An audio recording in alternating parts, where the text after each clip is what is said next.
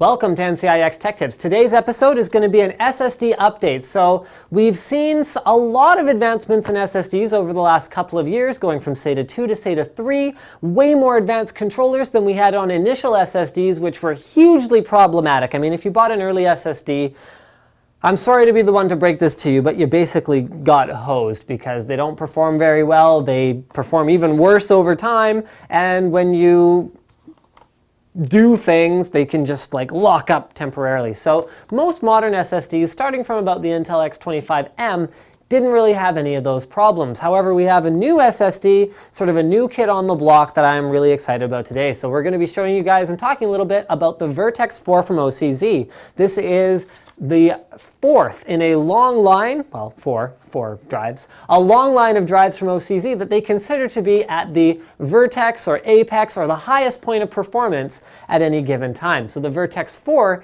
uses an Indolynx Everest 2 controller, and we'll talk a little bit more about what that means. Stay tuned.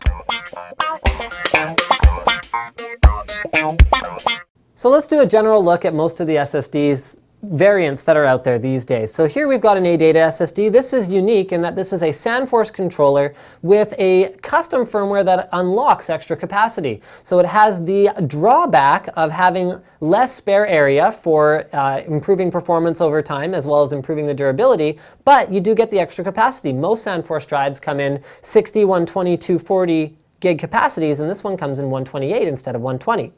Moving over, we've got the Crucial M4. So the Crucial M4 is extremely well regarded, and one of the topics of today's SSD update is going to be firmware updates. Crucial has shown time and time again that they are more than willing to continue to improve the performance of their drive over time. So this guy right here shipped with firmware 0309. Now the latest firmwares from Crucial not only fix bugs and issues, which most SSD manufacturers are fine with, but also they have dramatically updated performance since then, which most SSD manufacturers are not willing to do. Moving over, we have the Intel 520. This is again with a SandForce controller and synchronous flash. So this is using again a custom firmware, but slightly different from ADATA's custom firmware. Intel's custom firmware improves the reliability and improves the performance of the standard tried and true SandForce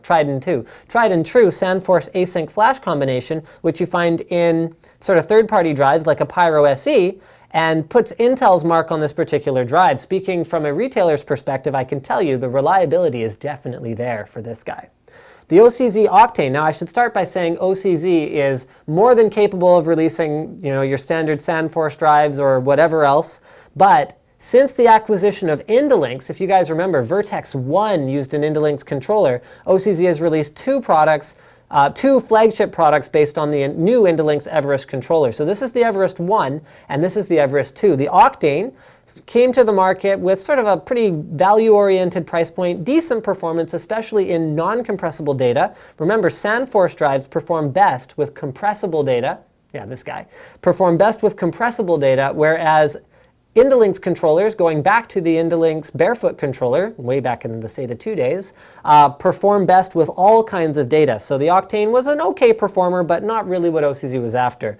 The Vertex 4 is the latest SSD update. So this one brings everything OCZ knows about SSDs and puts it all in one place. So this performs like the Everest 1 controller, equally well in compressible and non-compressible applications. It is at or near the top of pretty much all benchmarks, right up there with the Intel 520 series. These guys sort of trade blows at the top of the performance spectrum. They both have 5-year warranties, so this is the first time OCZ has offered a 5-year warranty on an SSD. And speaking again, from a retailer's perspective, I can tell you right now, not a whole lot of them are coming back. So in terms of the reliability of this drive, I can very confidently recommend it.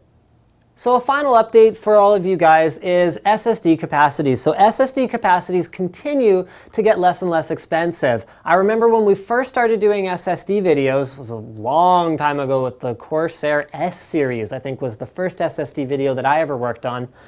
A lot of viewers said, I'm not going to touch an SSD until it gets down to the dollar per gig range. Well, I can tell you guys right now, of all the SSDs in front of me, there are Vertex 3 drives that after MIR are down to under $1 per gig.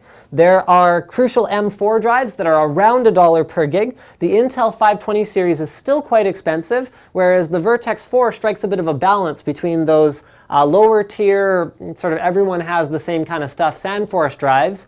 And then the Intel positioning way up here with sort of their market position. We understand why they're doing that. The Vertex 4 strikes an interesting balance because it performs nearly as well as the 520, has the 5-year warranty to go along with it, and falls in between that in terms of a price bracket. So I think that pretty much covers everything there is to say in this SSD update featuring the Vertex 4. Don't forget to subscribe to NCIX Tech Tips for more reviews, tutorials, and videos about the tech industry from your favorite detailer, NCIX.com.